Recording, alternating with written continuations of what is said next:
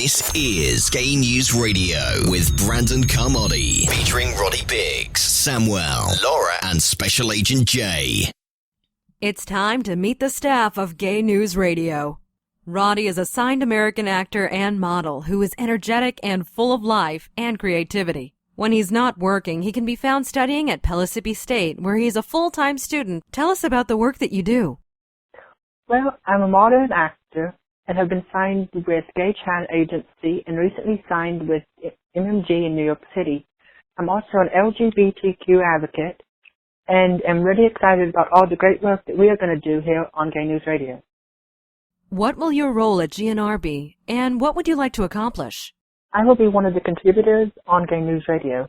I will be participating in the panel discussion and helping to bring light to stories that need media coverage. I would like to change the world one step at a time by showing people that we are no different than any other community. Who in the LGBTQIA community inspires you, and why? I would have to say Wanda Sykes, who is a world-famous comedian. She is an ally, but does everything she can to make sure that the LGBT community gets the light it needs. She was the founder of It Gets Better and also started the No Hate campaigns with the It's So Gay movement. What music do you love to listen to, and are there any members of the community or allies among them? Honestly, the only kind of music I listen to normally involves members of the community or allies, such as Katy Perry, Lady Gaga, Kesha, really just anyone that sends positive messages to everyone and tries to build equality. Are these the top 7 LGBTIA issues? Queer and trans youth homelessness? I actually did a project in school recently on it, and the statistics are shockingly scary and are actually on the rise, which is not what we want. Violence against queer and trans people? At no point is the violence okay, and the even scarier part about that is even within the LGBTQ community, trans and queer people aren't accepted like others are. So some of the hate crimes are even happening within the community and will because of it. So until we start to recognize and accept them, how do we expect non-members of the community to accept them if we don't even accept them ourselves? Racial injustice? Well, like before, for some reason in society, Black LGBTQ people are treated differently. Just like with transgender, how can we expect the world to treat them if we're judging them at the same time? So I mean, it's like they got one form of equality recently, but then we're standing here saying, no, you can't do this because you're Black or colored and you don't fit in our community, because we're not accepting either. So again, we've got to change how we accept before we can let others accept them. Immigrant injustice? The only thing I can say is that those people are coming into our country because we are supposed to be free and not discriminate.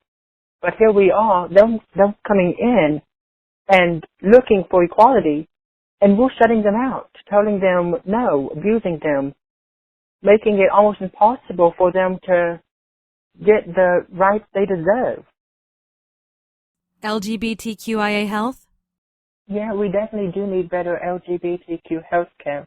The problem falls into place with the hospitals and the doctors, where so many of the hospitals now are run by churches, like the Methodist Church, Presbyterian Church.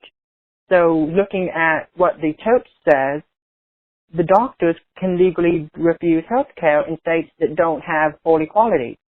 So it's almost like a catch-22. While we need it, there's not much we can do until we change the law, which they're in the process of.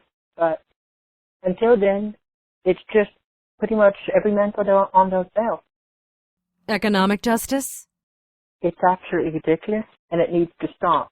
We've gone through this before with the Black Rights Movement, and history is just repeating itself, and we're discriminating against a whole other class because we don't understand it. which is ridiculous. So, again, we just need to accept the fact that people are different than us. And if you're black, white, gay, whatever, you're no different than anyone else. And why society seems to try to always have some target to focus on needs to stop. Trans justice and acceptance? That's so true. And how anyone can live with under $10,000 per year beats me, because that's way below the poverty line.